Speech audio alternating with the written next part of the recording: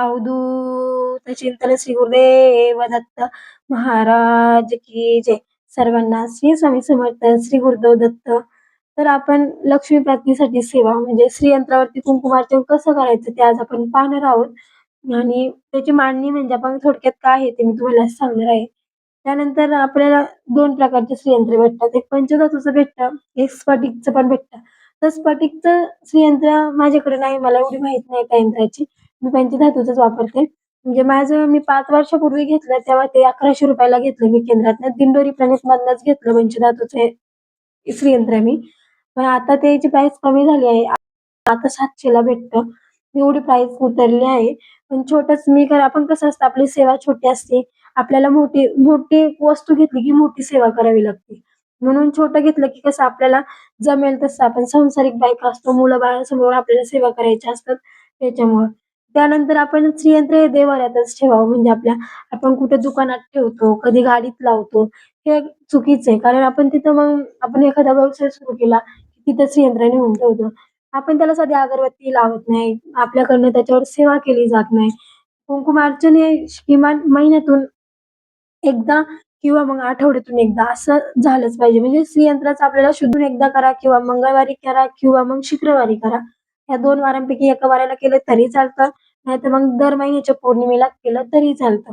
असं पण आपल्याला कुंकुमार्चन हे महिन्यातून एकदा श्रीयंत्रावरती करायचंच असतं. कारण घेतलं आपण, त्याला धूळ लागून जाते तरी आपण त्याच्याकडे लक्ष देत नाही. मग त्याचा काही उपयोग होत नाही आणि मग त्याचे दोष आपल्यालाच लागतात. म्हणून श्रीयंत्रावरती महिन्यातून एकदा का होईना पण कुंकुमार्चन करायचं असतं. त्यानंतर श्रीयंत्र म्हणजे काय? तर श्रीयंत्र म्हणजे माता लक्ष्मी आणि भगवान विष्णूचं आसन आहे.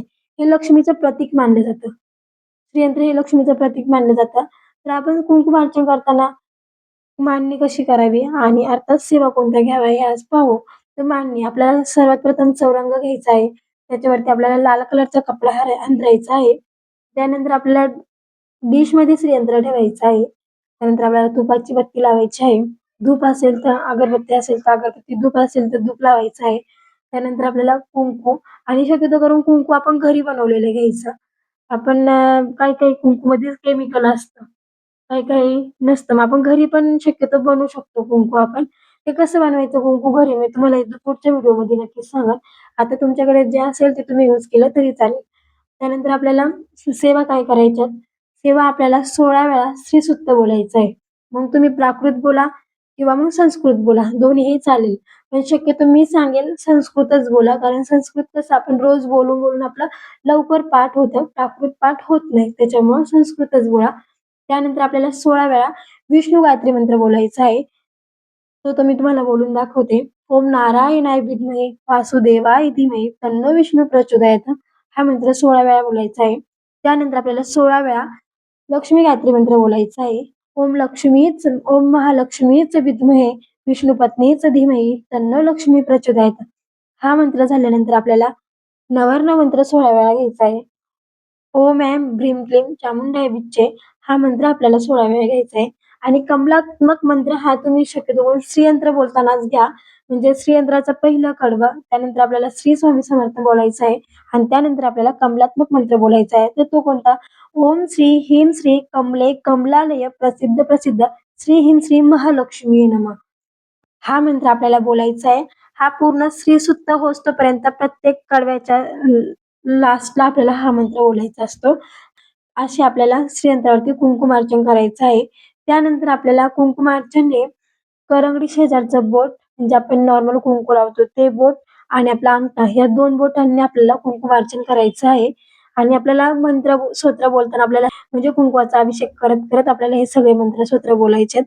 आणि त्यानंतर आपल्याला हे सगळं मंत्र वगैरे अभिषेक वगैरे झाल्यानंतर आपल्याला आरती करायची आहे. आरती झाल्यानंतर खडीसाखरेचा नैवेद्य दाखवायचा आहे. आणि त्यानंतर आपल्याला श्रीयंत्रावरती कुंकुमार्चन झाल्यानंतर आपल्याला श्रीयंत्र हे आसनास आपण फक्त श्रीयंत्र नाही ठेवायचं.